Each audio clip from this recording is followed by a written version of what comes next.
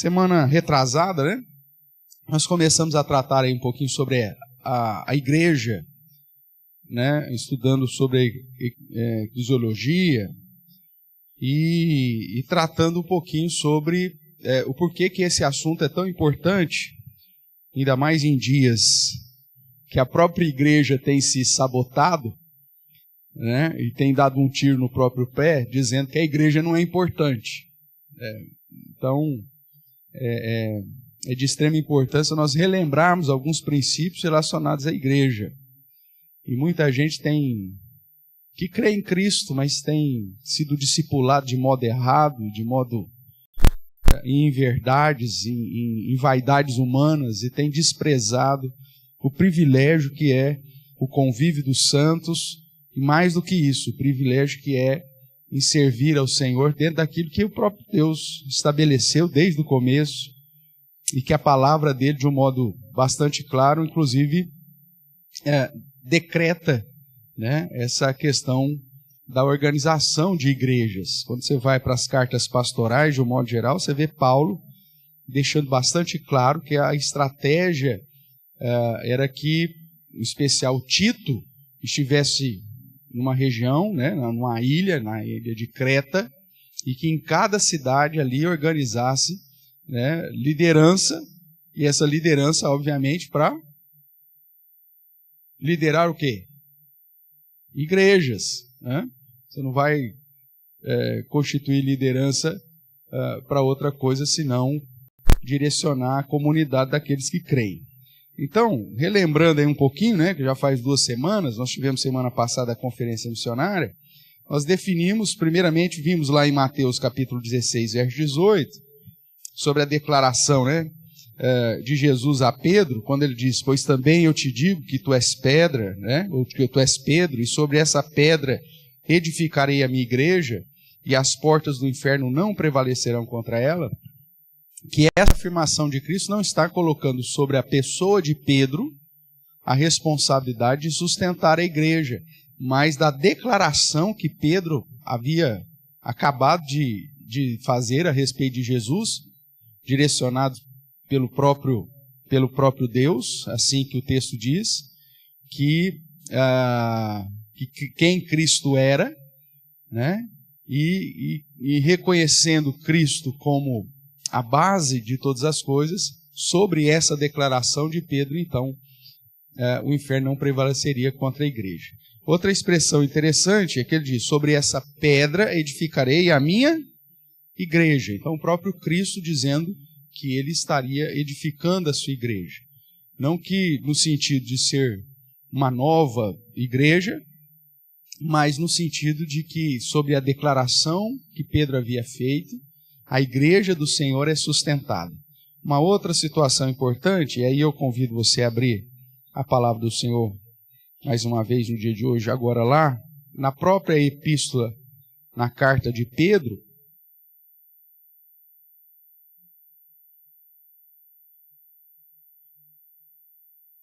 no 1 Pedro capítulo 2,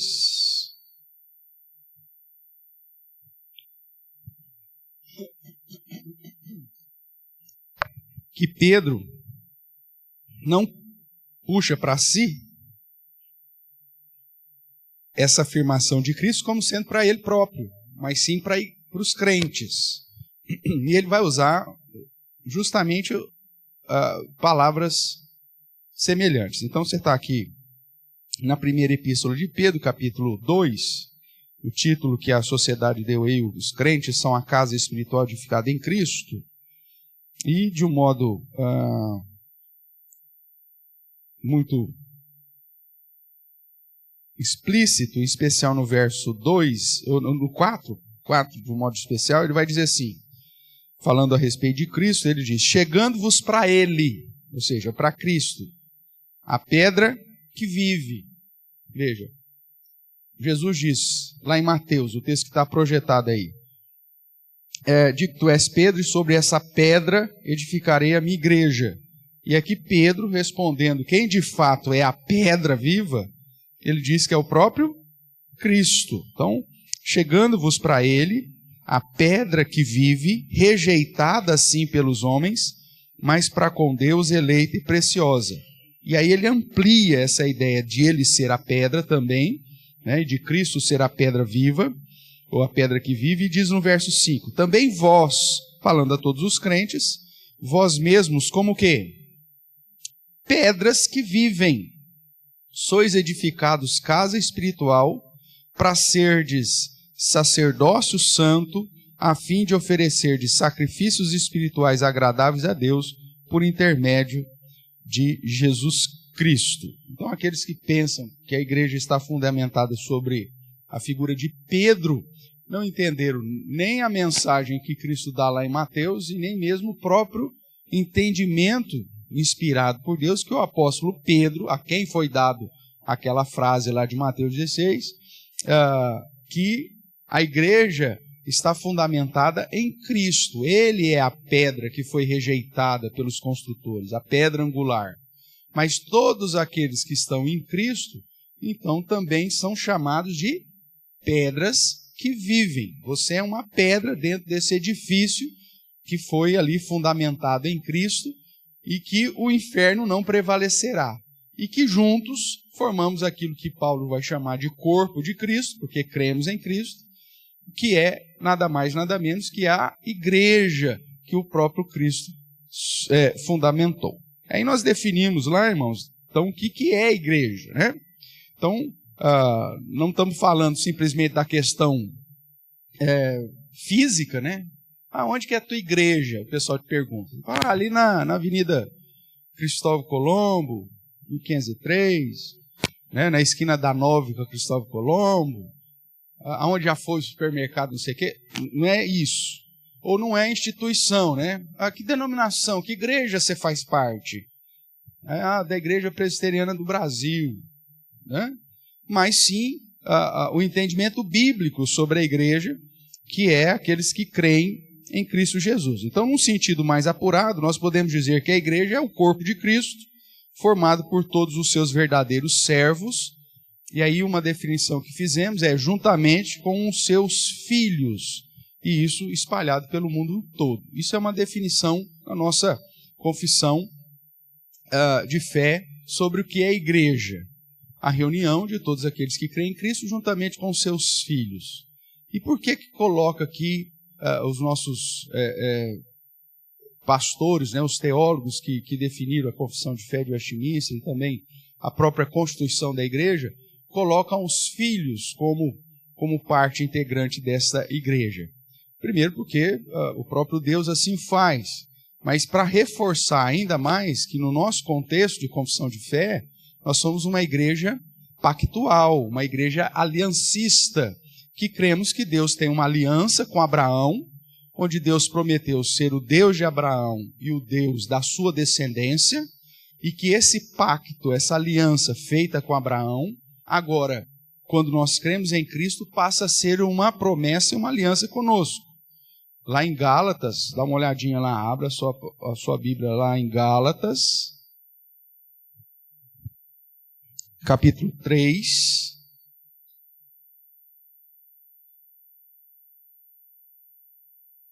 Ele vai falar da experiência de Abraão, e todo o capítulo 3 vai tratar disso, mas mostra que agora nós somos agregados à família de Cristo, ou à família de Deus, através de Cristo. E isso selado ou visivelmente, né, no lugar da circuncisão, que aqui é um momento de transição que Paulo faz, né, da explicação, Abraão circuncidado, nós batizados, somos agora filhos de Deus. E não apenas isso, para que haja uma conexão com o Antigo Testamento, as promessas de Abraão passam a ser nossas. Então vamos ver aqui, do verso 23 em diante, onde ele vai tratar dessa transição da lei, e de modo especial a lei que agregou tanto a circuncisão, o dízimo e tudo mais, né, que foram instituídos antes. Ele vai dizer, mas antes que viesse a fé, estávamos sob a tutela da lei e nela encerrados, para para essa fé que de futuro haveria de revelar-se, de maneira que a lei nos serviu de aio para nos conduzir a Cristo, a fim de que fôssemos justificados por fé, e não pelas obras da lei. Mas tendo vindo a fé, já não permanecemos subordinados ao aio, que é a lei. Pois todos vós sois filhos de Deus mediante o quê?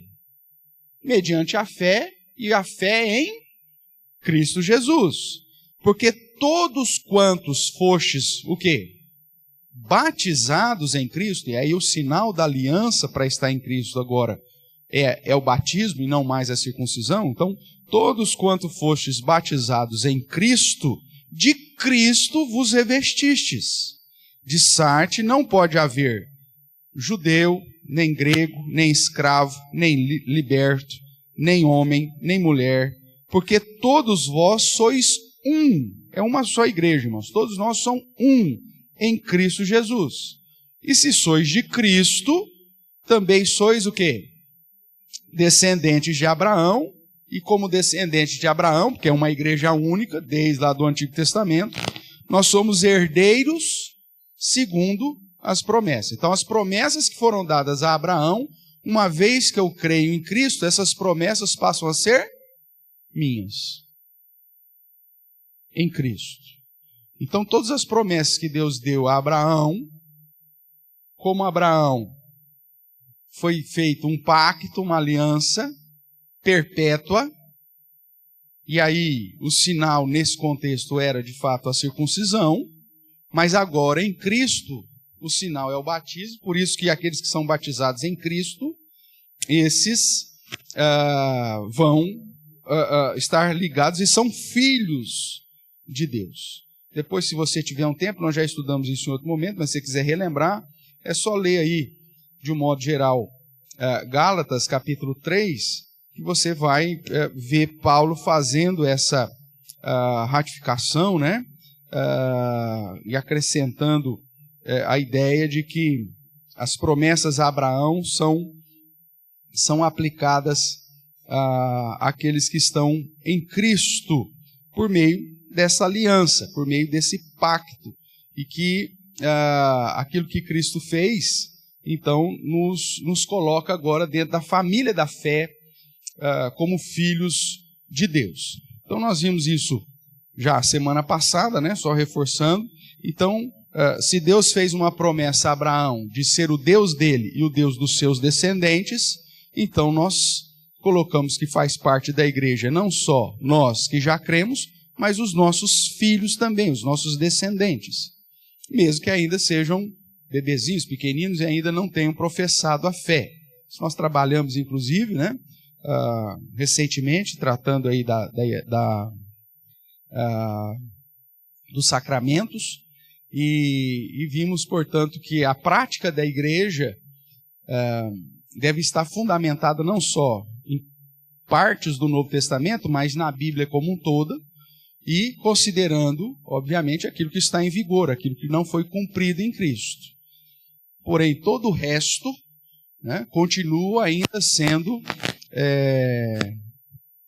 material ou assunto pertencente à igreja hoje. Dentre essas, as promessas que Deus fez a Abraão, inclusive de nele abençoar todas as famílias da terra. E por isso a igreja cristã não é uma igreja só de uma etnia, ou só de um grupo, mas como vimos, não tem mais distinção entre judeu e grego, né? Nem homem e mulher, nem escravo e liberto, mas todos em Cristo fazemos parte dessa família da fé. Fundamentamos isso em alguns versos bíblicos, né? Reforçamos a ideia, portanto, da necessidade de você, como parte dessa igreja, de aplicar aquilo que o próprio Deus exige de nós nesse contexto de igreja. Depois, ainda tratando sobre igreja, nós falamos, é por isso que se diz que a igreja ela é católica. Em que sentido? No sentido da expressão católica. Mesmo que hoje você fala igreja católica, refira-se a uma denominação, né? O termo católico é universal, ou seja, que está presente em todo o mundo, né? Nós definimos ali há pouco, dizendo, no sentido mais apurado, podemos dizer que a igreja é o corpo de Cristo, formado por todos os seus verdadeiros servos, juntamente com seus filhos, espalhados pelo mundo inteiro. Então, a igreja de Cristo está no mundo inteiro. E essa expressão mundo inteiro significa que ela é mundial. Você fala, pastor, mas tem a igreja mundial. Tá, mas a expressão é essa. Ela é universal, mas tem a denominação também universal. E ela é católica, porque o termo católico significa justamente isso, estar presente no mundo inteiro. Só que como confunde com as denominações aí, né? Então, é até engraçado isso, porque você vê, com o passar do tempo, as pessoas mudando o nosso credo sobre a igreja, dizendo que nós cremos numa igreja católica. Aí, a denominação católica surge, né? Em especial o catolicismo romano, que é o mais conhecido aqui no nosso contexto. Aí a gente, não, vamos mudar o credo. Então, nós cremos numa igreja universal. Aí vem põe o nome da denominação de universal. Aí fala, então vamos pôr para mundial. Aí vem outro e põe denominação mundial. Então, daqui a pouco nós vamos tirar isso, né? Presente no mundo inteiro. Aí vai surgir uma denominação, Igreja de Cristo presente no mundo inteiro. Pronto, aí nós estamos enrolados. Então, é mais fácil entender o que significa o termo católico para dizer, então, que essa é a expressão também histórica e correta que aponta para o fato de que a igreja, a verdadeira igreja de Cristo, não uma denominação específica, mas a verdadeira igreja de Cristo está presente em todos os lugares do mundo. Então amanhã depois, se alguém perguntar, você é católico? Eu sou. Né? E talvez dê oportunidade. Você não é católica? Você não gosta de falar isso? Mas é a oportunidade que você dá. Eu sou católico no sentido que eu creio que a verdadeira igreja de Cristo está presente em todos os lugares do mundo. Não é essa que se diz católica aí. Essa é uma oportunidade que você tem para explicar o verdadeiro significado da igreja de Cristo, que é aquela que está presente em todos os lugares do mundo. É por isso que nós cremos que no dia da vitória final, quando o Senhor Jesus voltar e Ele reunir a sua igreja e nos justificar perante o tribunal de Deus, haverá representantes de todos os povos, línguas, raças e nações. Que não vai ter só brasileiro lá, né? Ou só judeu, ou só grego, mas a igreja do Senhor, ela é composta de representantes de todos os povos, de todas as etnias, de todas as línguas, de todas as nações, como o livro de Apocalipse nos apresenta. É lógico que para usar esse termo, dizer que é católico, tem que ser com uma estratégia bem específica, porque você quer, na verdade, fazer um toque para poder explicar, né? Porque senão as pessoas, principalmente as pessoas que estão lá fora, não vão compreender. Então é por isso que se diz que a igreja é católica, como também é universal. E é essa a definição exposta na nossa confissão de fé. Porém, não podemos nos esquecer que a igreja, ela veio de Deus e é de Deus. Né? Um outro assunto importante aí. Primeiro que nós vimos lá no texto de Mateus 16, quando Jesus fala sobre essa pedra edificarei a sua igreja. É isso? Não. A minha igreja. Então, dentro do contexto cultural, né, as pessoas perguntam, onde que é a sua igreja? Eu falo, não tem igreja nenhuma. Né? Teologicamente, a ideia seria essa. A pessoa pergunta, onde que é a sua igreja? Eu falo, não tem igreja. Ou então, para o pastor principalmente, né? Onde que é a sua igreja? Né? Quem são os seus presbíteros? Eu falo, primeiro, não tem igreja, não tem presbítero nenhum. Né? Os presbíteros são da igreja, e a igreja é do Senhor. Mas é lógico que culturalmente a gente acaba usando aí essa expressão. E você mesmo fala, você tem que ir lá na minha igreja. Né? Não tem problema nenhum. Mas, teologicamente, você tem que saber que a igreja não é sua. E tem gente que acha que é mesmo, né? Tem gente que, graças a Deus, nós estamos aqui numa igreja que é nova, no sentido da história, né? Iniciada aí eu coloco 6 anos, viu, irmãos? Porque nós estamos juntos há 6 anos, né? Então, uma igreja que está aí há 6 anos juntas, caminhando, mas, então que não tem aquele negócio de que, começou com a família tal. Tem igreja que tem isso, né? Começou na casa, né, do João Borba. Então a igreja lá agora é do João Borba. Já viu essas histórias? Aí a família já passou 100 anos, mas a família acha que a igreja ainda é dela, né? E a família ainda pega no pé, põe os primos, só vota nos primos para ser líder da igreja, os presbíteros, é tudo. A reunião do conselho é feita no almoço de domingo na casa da mãe, com exceção do pastor que não foi convidado. Aí depois só notifica o pastor o que eles decidiram enquanto eles comiam lá a coxa do frango. Por quê? Porque são famílias que acham que a igreja é, de fato, delas. Historicamente, você tem várias igrejas nesse sentido. Graças a Deus, a nossa igreja não nasce dessa forma, então, muito provavelmente, nós vamos ter esse tipo de diótrefes, né? Se você estudar lá a Epístola de Judas, você vai ver que tinha terceiro João, né? Você tinha lá o diótrefes, que queria ter a primazia, que achava que ele que mandava na igreja. Graças a Deus nós temos aqui um bando de Demétrios, né? Os Demétrios que eram de fato cooperadores do Evangelho. Depois você dá uma lidinha lá na terceira de João que você vai entender mais. Você conhece algum Demétrio aí? Algum diótrefes? Você conhece algum diótrefes? Muito provavelmente. Se conhecer, depois você me avisa, porque olha, geralmente ninguém põe o nome de diótrefes. Sabe por quê? Além de ser um nome miserável de feio, né? Na Bíblia era um cara que foi problema para a igreja. Então nenhum cristão vai pôr o nome de Diótrefes. Mas de Demétrio é capaz de você conhecer, porque a Bíblia exalta a postura do Demétrio, né? Como aquele que era cooperador do Evangelho. Enquanto Diótrefes, o apóstolo inclusive disse que ia lá puxar a orelha dele, pôr ele no lugarzinho dele, porque ele tinha uma inclinação de ter a primazia, aquele que queria ser o chefe da igreja. Então, não, fazendo aqui uma analogia, não seja um Diótrefes, mas seja um Demétrio. Eu vi que o Alex riu aí. Você conhece alguém, Alex? Não? Então é outro assunto. Então tá bom, depois você me conta. Então vamos lá, irmãos. A igreja, então, ela é do Senhor. Mas quantas igrejas são? Como você já sabe, nós já mencionamos aqui, existe apenas uma igreja, né? Então, há somente uma igreja de Cristo, porque é somente um corpo de Cristo. Então, aqui é importante dizer isso, porque é muito comum, ainda nos nossos dias, influenciado pela doutrina da escatologia e tudo mais, que a gente ainda vai estudar, ou relembrar, as pessoas fazem muita distinção entre o Israel e a igreja, né?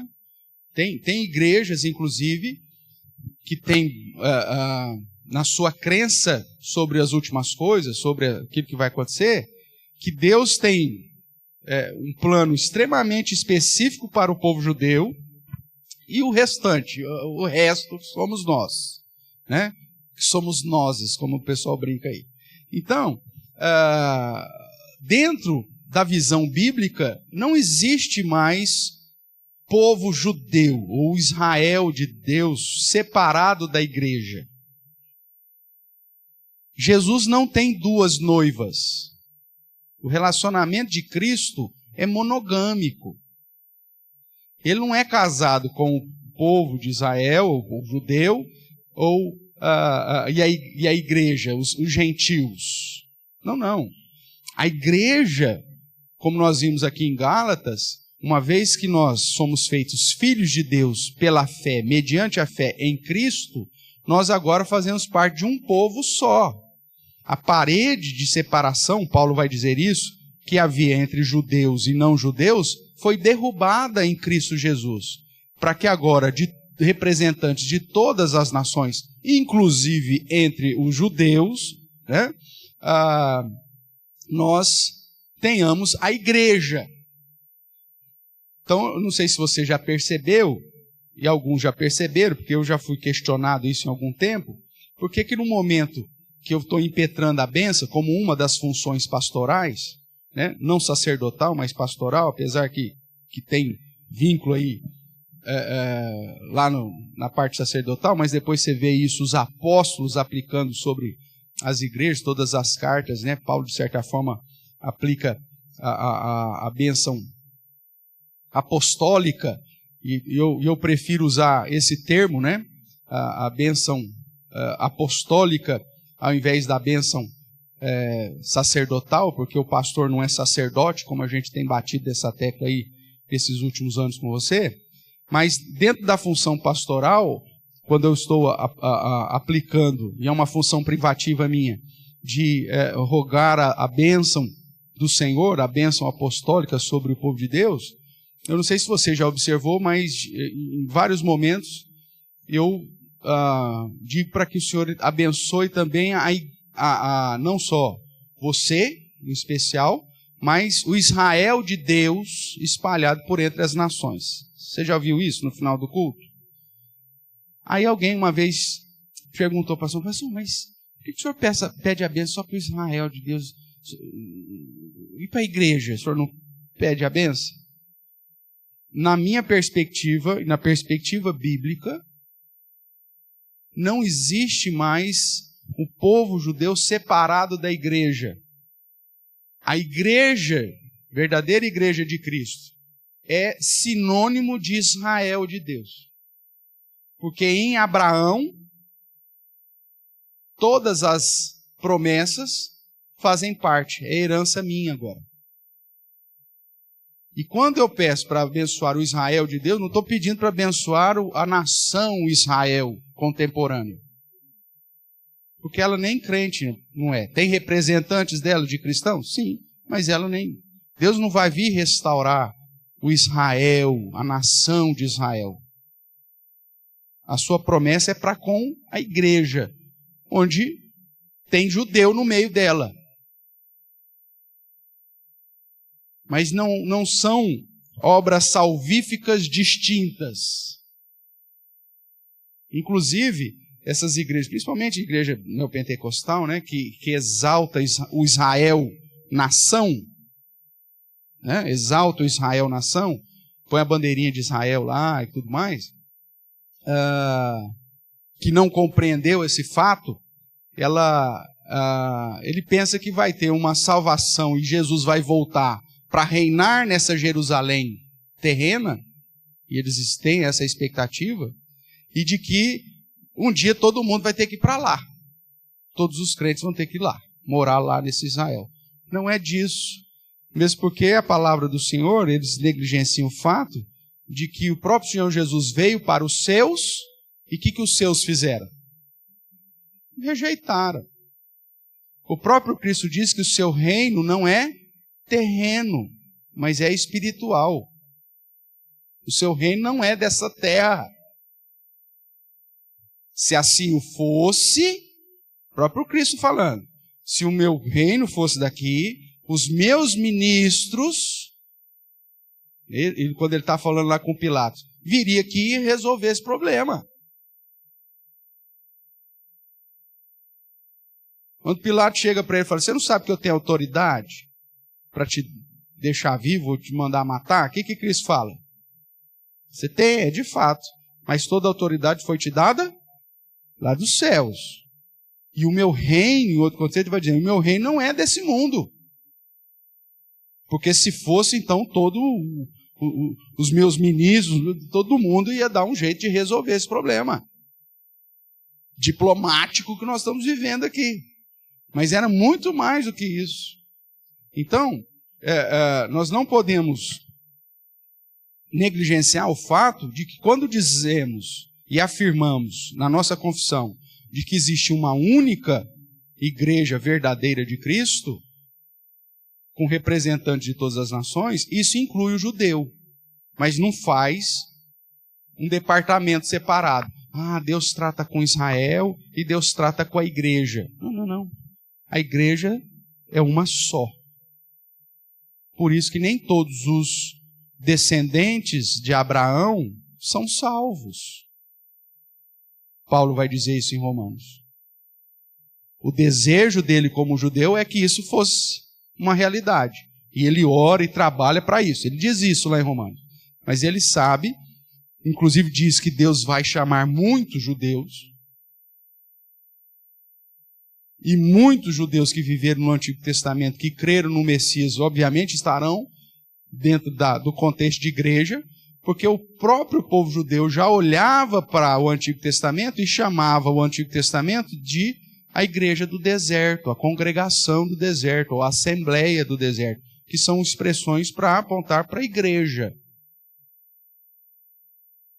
E nem todo mundo, a Bíblia diz que não é pelo fato de você ser judeu ou de Israel que você é salvo, mas todos aqueles a quanto Deus chamou.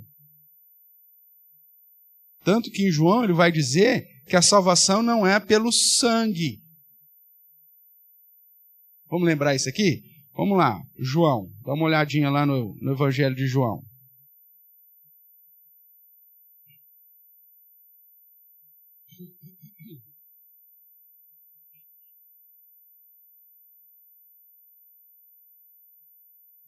Capítulo 1.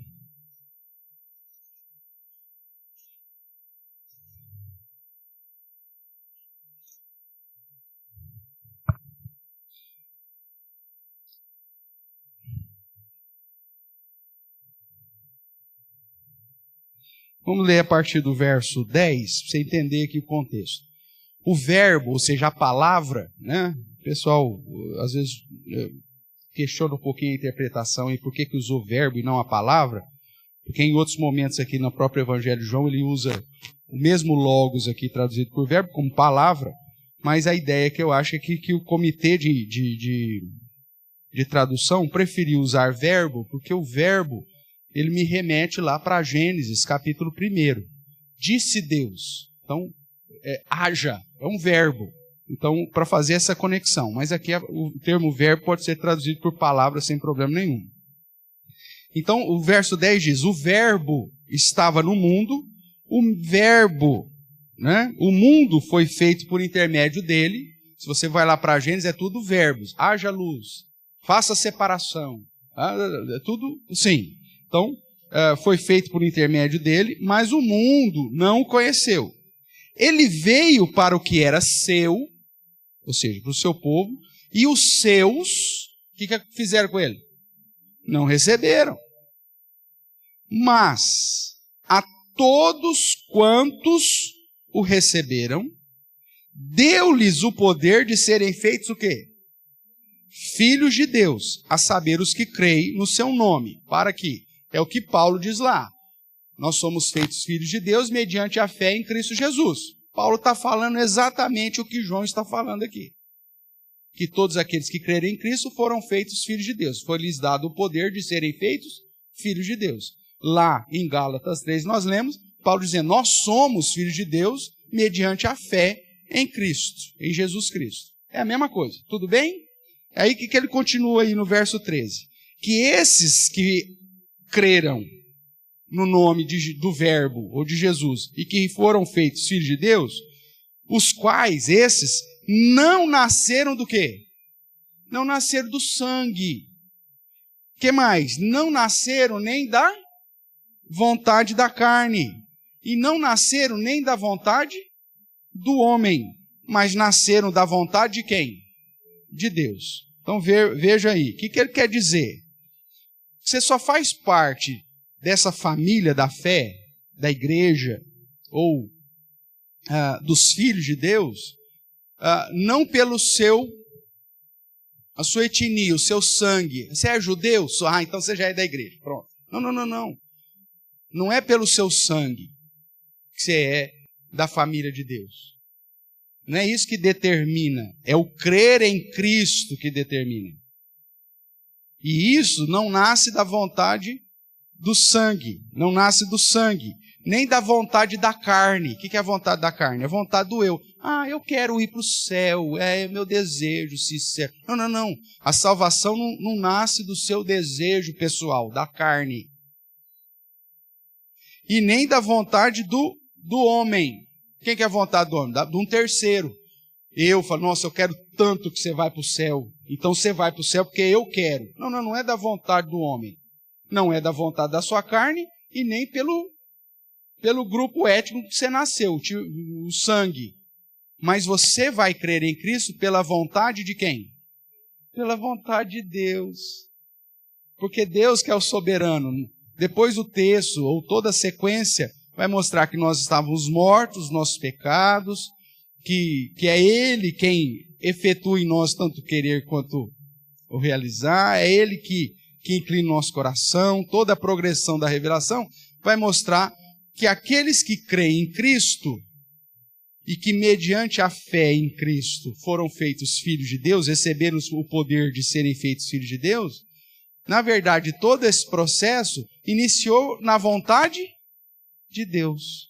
Se você crê em Cristo como seu Senhor e suficiente Salvador, não é porque você é descendente de alguma etnia especial. Não é porque você teve um desejo da carne sua. Não é porque alguém, um terceiro, seu pai, sua mãe, seja lá um conhecido, quis. Mas se isso é uma realidade na sua vida, foi porque Deus quis. Nasce da vontade dele, que vai, segundo Efésios, te dar a fé como presente, para que pela graça você seja salvo.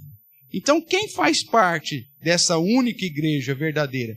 Todos aqueles que pela vontade de Deus foram alcançados pelo Evangelho, porque o texto bíblico lá em Romanos, em especial, capítulo 10, vai deixar isso claro, que a fé vem pelo ouvir. E ouvir do quê?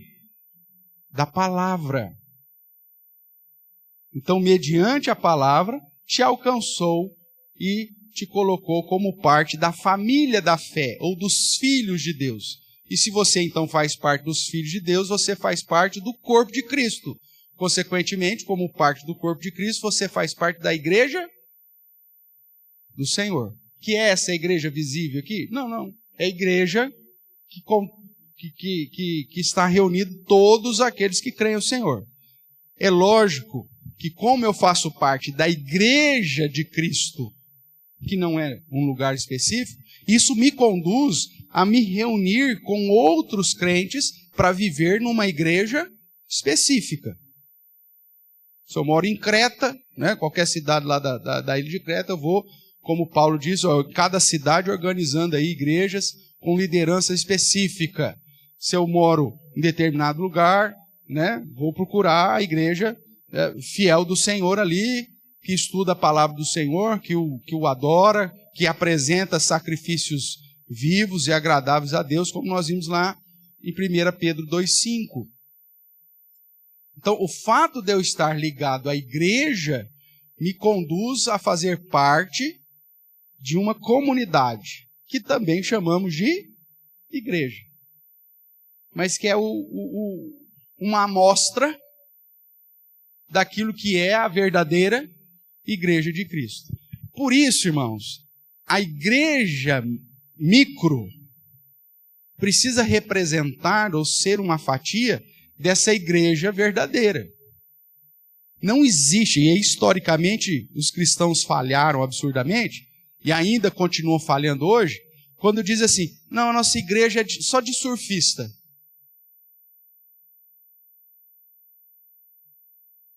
Ou nossa igreja é só de jovem. Ou historicamente, como você viu, tanto nos Estados Unidos como na África do Sul, né? Não, nossa igreja é só de brancos. Ou é só de negros. Isso é uma heresia das mais bravas. Porque o corpo de Cristo é formado por todos aqueles que foram alcançados pela graça de Deus, que receberam a fé e, mediante tal fé, crendo em Cristo Jesus, fazem parte do corpo de Cristo. Então, a igreja micro, a igreja local, a igreja que reúne um determinado número de pessoas que creem em Cristo, ela precisa ser uma amostra da verdadeira igreja de Cristo, onde você vai ter representantes de todos os grupos, classes sociais, etnias e idades, faixas etárias. Pois não, Ricardo?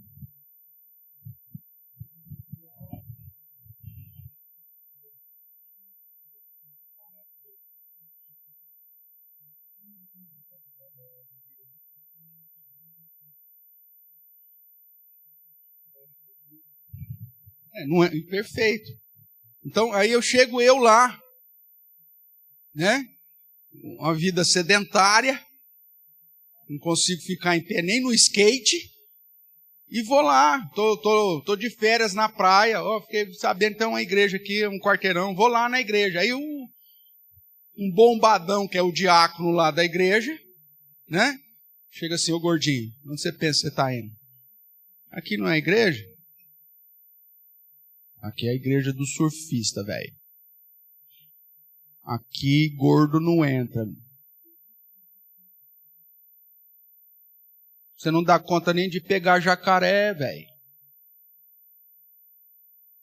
E aí eu não posso entrar, porque a igreja não é pro meu perfil. Eu vou ter que procurar uma igreja de lutador de sumô daqui a pouco. É assim que funciona? É lógico que não. A igreja, ela é do Senhor, daqueles que creem em Cristo. E o que o micro tem feito? Tem fragmentado. Isso é uma estratégia de Satanás, irmãos. Porque quando você fragmenta, o corpo se enfraquece. Claro. O marxismo fez isso. O pobre, o rico. O empregado, o patrão. E aí quando você divide, você gera conflito, e aí você enfraquece a humanidade toda. Né? Quando você desumaniza um grupo, o que o nazismo fez? Judeu é rato, é barata. Você não é gente. Esse povo não é gente. Aí você vai lá e mata, pisa como se fosse um inseto. Então, isso é estratégia de Satanás. Então, quando você discrimina, fragmenta, divide, não, essa é uma igreja só de jovens. Que não é asilo, é igreja de jovens. Porque você não pensa no congregacional. Não, as crianças não podem fazer parte do culto. O que você está fazendo? Você está fragmentando a igreja. E quando você começa a fragmentar a igreja, essa igreja perde as características da verdadeira igreja de Cristo. Né? Como é gostoso você ver convivendo fraternalmente, amigavelmente, comendo da mesma torta na confraternização, né, da igreja ou do encontro de casais, como nós tivemos ontem, gente num grau social, de instrução intelectual, no mesmo padrão de alguém que não tem. Que nem trouxe torta porque não tinha para trazer, mas vai comer da mesma torta, não tem problema nenhum. Isso é igreja.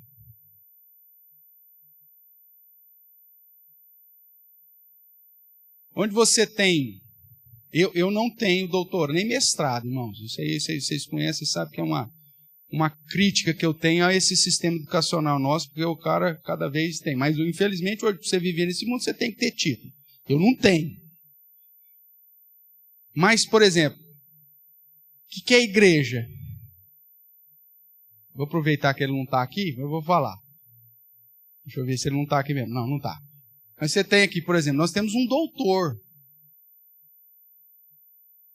na igreja que é diácono. E um pastor que só tem graduação que é pastor. Tá servindo aí, por isso que ele não está aqui dentro, porque ele está na escala. Está na escala. Isso é igreja. Que permite um cara que dentro do contexto social, acadêmico, tenha um título, e não só isso, com especialização fora do país, venha trazer um copo d'água por irmão que às vezes não terminou nem o ensino fundamental. Que vai abrir a porta, que vai lá te levar no seu carro, te acompanhar, que vai te levar uma cesta básica, e que você nem sabe que ele tem esse título. Isso é igreja. É o que Cristo faz com a gente, irmãos.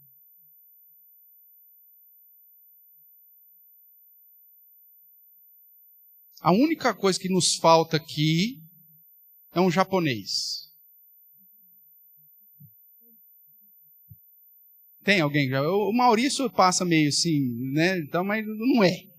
É mal. Mas, apesar que tem pouco japonês aqui em Araraquara, eu não conheci muitos, né? Mas, para pensar numa perspectiva global, né? Só nos falta japonês, porque nós temos todos os outros perfis aqui étnicos, ou não, né?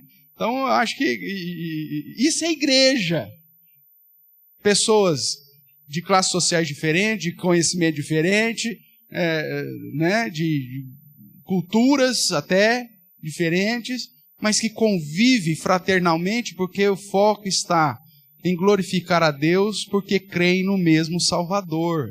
Então essa é a igreja, e essa é a única igreja. Ficou o desafio aí do japonês aí. Você vê um japonês, você prega em cima para falar de Jesus para ele, hein? Tá bom? Hein, Nádia? E traz para cá, porque está nos faltando, né? Porque é isso a igreja, é a reunião de todos aqueles que creem em Cristo Jesus.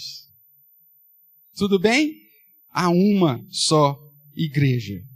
Se pensarmos na definição que demos e cremos sobre a igreja, fica fácil compreender que a mesma teve início, como nós vimos também semana passada, lá no Antigo Testamento. Se igreja é a reunião daqueles que creem em Cristo, então lá no Éden, quando Adão e Eva receberam a promessa do descendente da mulher, que pisaria a cabeça da serpente, e creram nisso, eles já estavam crendo no descendente, já estavam crendo no Messias. E se criam no Messias, estavam crendo em Cristo, se criam em Cristo, já fazia parte do corpo de Cristo. É assim que nós definimos. E por isso nós não jogamos o Antigo Testamento fora. Mas entendemos que faz parte de um processo onde o derramamento do Espírito Santo sobre os cristãos, ou os crentes em Cristo, foi apenas mais um momento de amadurecimento para a abertura do Evangelho para todas as nações. Até Atos 2, o padrão missiológico da igreja era: vinde aos judeus. Para você ter comunhão e vir da família de Deus, você tinha que se tornar judeu. Não era assim que funcionava no Antigo Testamento? Era o vinde. Depois da obra de Jesus, a estratégia missionária mudou. Jesus diz, agora não mais vinde, mas agora ide para todas as nações. Historicamente, se você pegar, o Antigo Testamento ele vai referir-se à igreja e às pessoas que faziam parte da igreja, que criam no Messias, a sua maior parte formada por judeus, né? Ou pelo povo de Israel. Lembrando que Israel, por que se usa judeu? Porque judeu era uma das tribos e foi a tribo que ficou fiel até o final, né? Ou pelo menos até demorou mais para cair, e o Israel, que era a parte do norte, já tinha buscado outros deuses antes. Então a gente usa mais o judeu. Então, no Antigo Testamento, era mais o povo de Israel, o povo judeu. Você tinha ali alguns casos, pelo menos registrados na Bíblia, de pessoas de outras nações. Você tem Ruth, a Moabita, Raabe, né, que provavelmente é egípcia. Você tem Naamã, sírio. Quem mais? Você tem aquela geração inteira de Nínive, que Jonas pregou, 120 almas que se converteram ao Senhor, que não eram judeus. Tudo bem?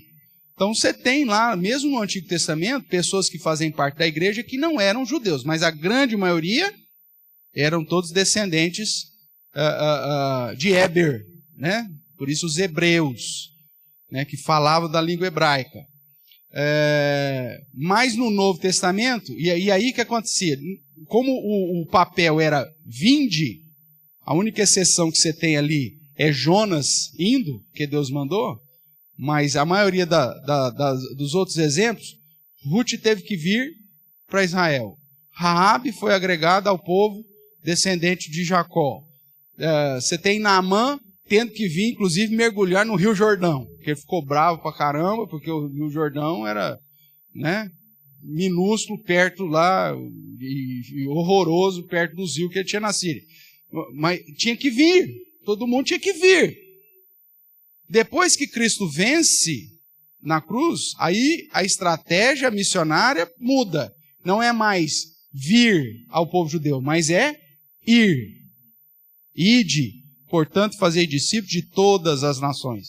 E aí você começa que sob a ação do Espírito Santo, e uma vez depois da obra de Cristo, Mateus 28 vai dizer, toda autoridade me foi dada aonde?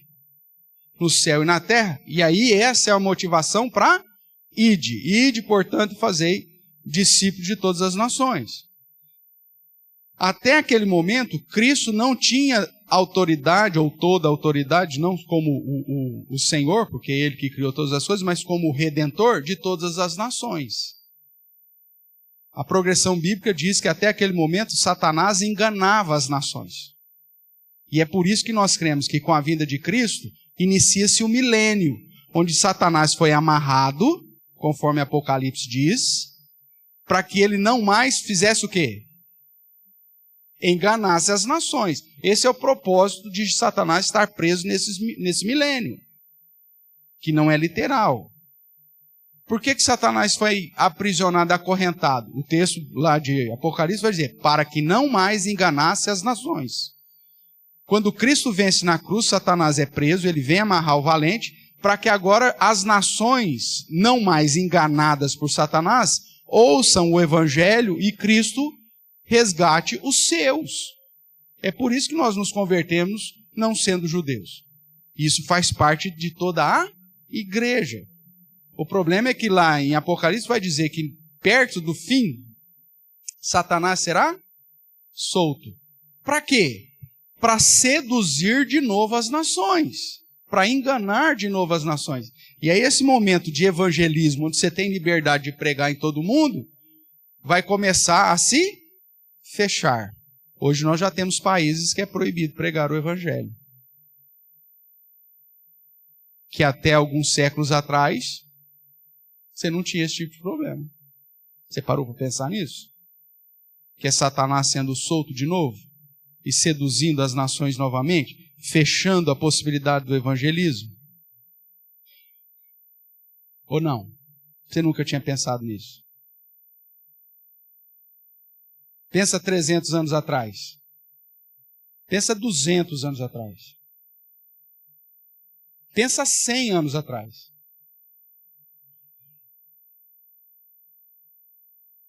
Ainda não tínhamos Satanás seduzindo as nações. Tanto que o boom missionário se dá justamente no ano de 1700, 1800 e início de 1900. Depois da Primeira Guerra, irmãos, que aí você já vê a sedução de Satanás às nações, a hegemonia nacionais, né? Querendo domínio do mundo inteiro, aí você começa a surgir nações fechadas para o Evangelho. Mesmo antes, desde o surgimento do islamismo, né? Vamos pensar a partir do ano 600, mesmo com os países depois se tornando muçulmanos, o evangelismo ainda era permitido. As pessoas ainda podiam entrar nas nações. Porque Satanás estava amarrado.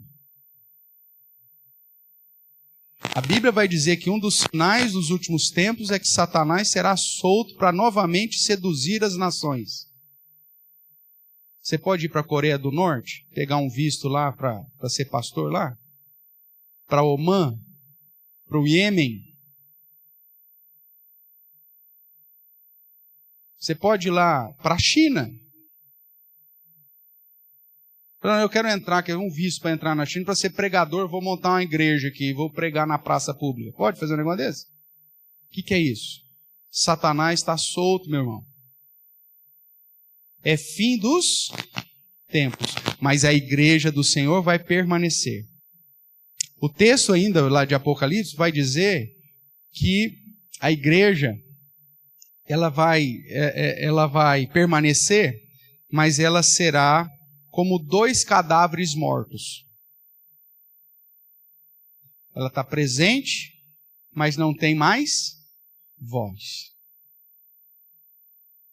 Nós estamos caminhando para isso, irmãos. Daqui a pouco eles vão nos calar. Hoje eles já ridicularizam.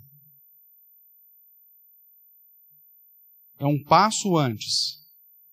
Nesses países onde Satanás já seduziu novamente os povos, a igreja já não fala. Mas tem igreja lá na Coreia, pastor? Na Coreia do Norte? Para sua surpresa, tem. Irmãos em Cristo. Estão presos, é verdade. Alguns estão sendo mortos. Mas a igreja ainda está lá. Porque se tiver um só que crê em Cristo como seu Salvador, já temos ali parte do corpo de Cristo. Então a igreja está lá.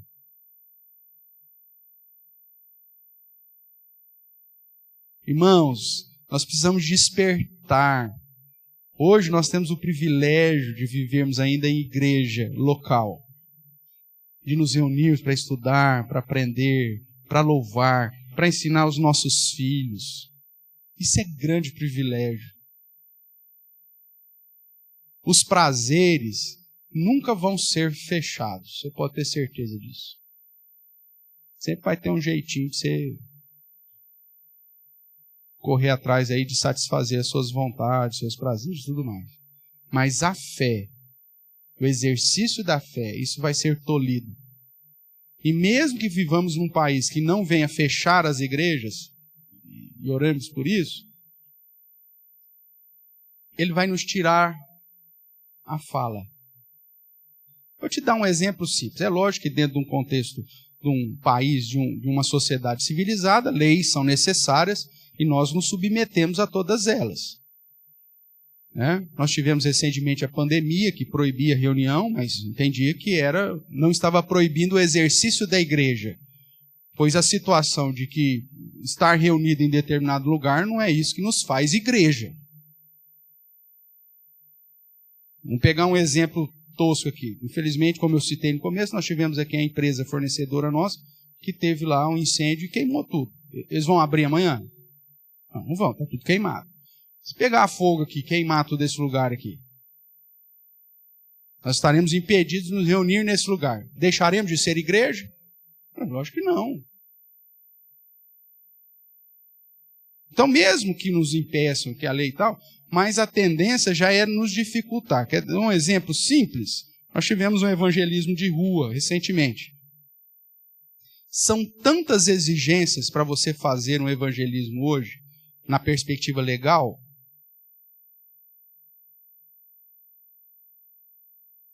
que, olha, tem hora que até desanima. Cara, mas eu não posso chegar lá na praça lá e começar, Jesus vai voltar. Pela lei você não pode. Porque você vai estar incomodando as pessoas. Se alguém chegar, tira esse xarope aí que está gritando que Jesus vai voltar aí. Vai chegar um guarda e falar, meu amigo, você está atrapalhando aí o convívio aí das pessoas na praça. Vai, procura aí. Ou se você chega lá na prefeitura, eu quero fazer um evento. Mas quem é você? Qual que é o seu CNPJ? Você não está ligado em nenhuma igreja? Não, não estou. Você vai poder fazer o evento? Não, não vai poder fazer o evento. Por isso que a necessidade da igreja local é importante. Você tem que ter.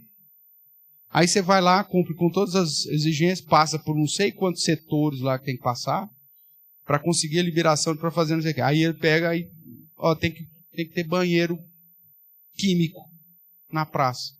Não, mas são 3 horas de evento só, todo mundo aguenta ficar 3 horas sem ir no banheiro. Não. Tem que ter. A prefeitura não constrói banheiros públicos na praça. Então aí, para você fazer evangelismo, você tem que contratar o bendito banheiro químico para pôr lá. R$600.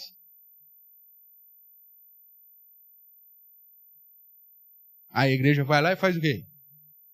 Contrata o banheiro químico.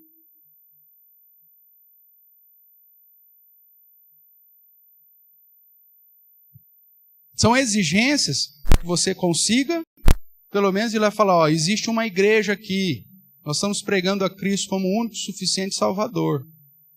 Houve um tempo que isso não precisava. Hoje você precisa. E a tendência é só piorar. Por isso, estarmos organizados em igreja local é o que vai nos preservar, irmãos. A igreja é extremamente necessária. Porque qual que é a estratégia de Satanás? Fragmentar. E o que eu digo aqui agora em relação a fragmentar? Você fala assim, eu vou viver o meu cristianismo na minha casa. Cada um vivendo na sua casa, sem ter uma organização como igreja local. O que vai acontecer com sua fé? Tem uma analogia, né? Que era usada pela cruzada estudantil, cruzada de evangelismo, que é a figura, que eu vejo muito o Sérgio usando isso, que é a figura da brasa no braseiro. Né? A gente não tem muito lareira em casa, mas churrasco a gente já viu fazer. Então você põe o carvão lá na churrasqueira, enquanto está tudo junto, está tudo vermelhinho. De vez em quando um carvão estoura, você já viu isso? Tuf! Aí joga uma brasa fora. Não é isso? Sai vermelhinho, incandescente. Tuf! Às vezes cai na gente, até dá uma queimadinha. Aí você vê lá vermelhinho. Em pouco tempo, o que acontece com aquela brasa? Apaga. Só que você vai lá, apagou, ficou pretinho de novo, você vai lá, pega ela e joga de novo lá no braseiro. O que vai acontecer com aquela brasa que tinha esfriado? Vai encandecer de novo. Essa é a analogia que a cruzada estudantil usava. O crente fora da igreja, ele esfria. É na comunidade, irmãos, que nós vamos crescer na fé, no conhecimento, na comunhão, na intimidade, na espiritualidade, na piedade. Nós precisamos uns dos outros. E a igreja, desse sentido, é uma bênção. Então não despreze isso. Porque tem irmãos nossos desejosos de fazer parte de uma igreja de meia dúzia de gente e não tem. Espalhado pelo mundo. Não despreze aquilo que Deus está te dando, tá? Vamos lá, para a gente finalizar hoje. Então, há uma divergência nesse sentido entre alguns grupos evangélicos. Porém, nada que um olhar sincero e bíblico não resolva. Quando eu digo isso, por quê? Porque para alguns grupos evangélicos, a igreja só começa em Atos 2. E nós já vimos que não é.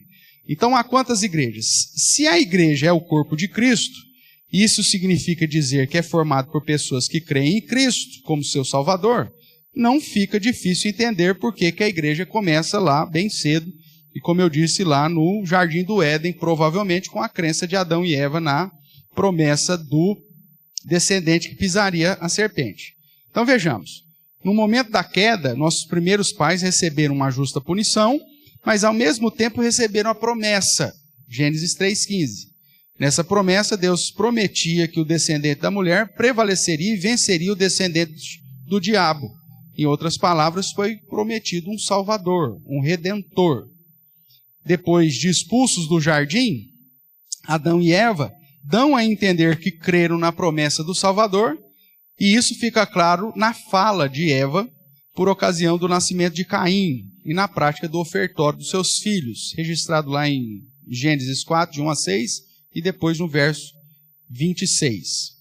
Outro ponto importante e determinante sobre a afirmação de que a igreja existe desde o Antigo Testamento e que é a mesma, deve-se ao fato de que não há salvação fora de Jesus Cristo.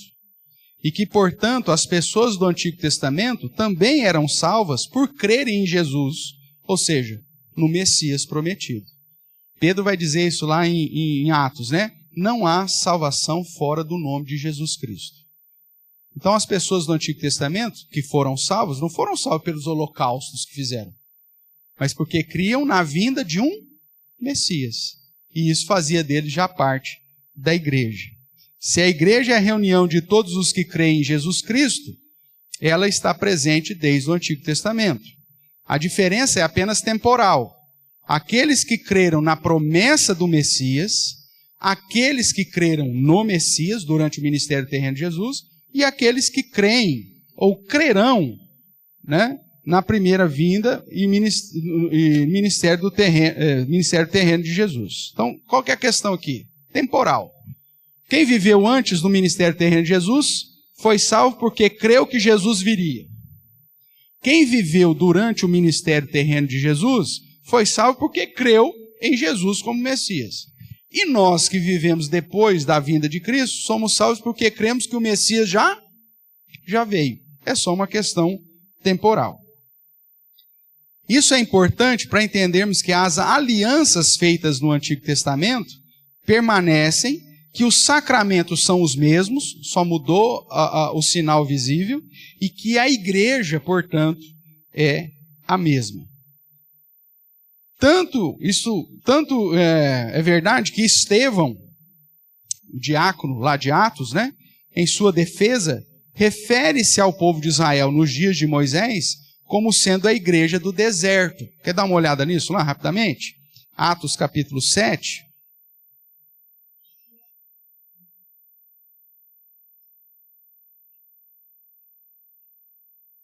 Atos 7, verso 38. Nós estamos aqui com a defesa de Estevão, que acabou sendo apedrejado depois, né? Mas lá no verso 38 ele diz assim: e este Moisés, ele está fazendo um resumão de todo o processo da redenção. E ele diz, e esse Moisés, quem esteve, na onde?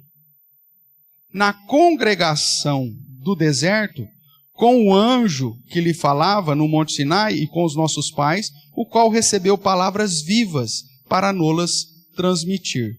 Veja que Estevão, já cheio do Espírito Santo, que vivia no contexto do Novo Testamento, ele refere-se ao povo do Antigo Testamento como a congregação do deserto. O termo aqui é igreja.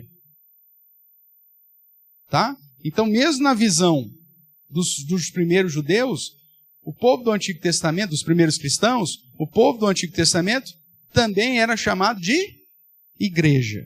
Tá? E é corroborado por Paulo quando ele explica sobre a entrada dos gentios na igreja, usando a figura de uma oliveira, lá em Romanos 11, né?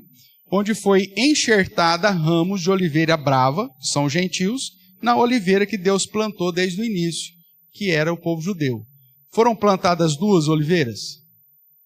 Não, a Bíblia diz que é uma única oliveira, onde Deus quebrou alguns galhos naturais e enxertou galhos de oliveiras bravas. Quando os gentios vêm, são alcançados pela autoridade de Cristo Jesus e são agregados, não é plantada uma oliveira nova. Eles são enxertados naquela que está desde o início. É uma só igreja, tanto do Antigo como do Novo. Esta igreja, então, teve início desde o Velho Testamento, porém teve seu, coloco entre aspas aqui, amadurecimento com o derramamento do Espírito Santo, que é quem mantém a igreja tornando-a universal, católica, ou seja, presente em todo o mundo. Porém, existem algumas distinções feitas, né, na didática para compreendermos um pouco mais da igreja de Cristo.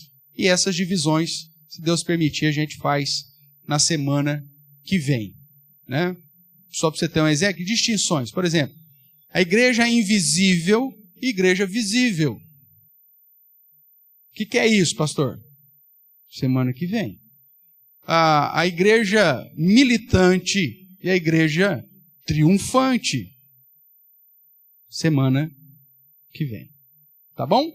Mas o que eu quero que você saia daqui é que existe apenas uma única e só igreja verdadeira de Cristo. Em que todos aqueles que verdadeiramente creem em Cristo fazem parte dela. Ok?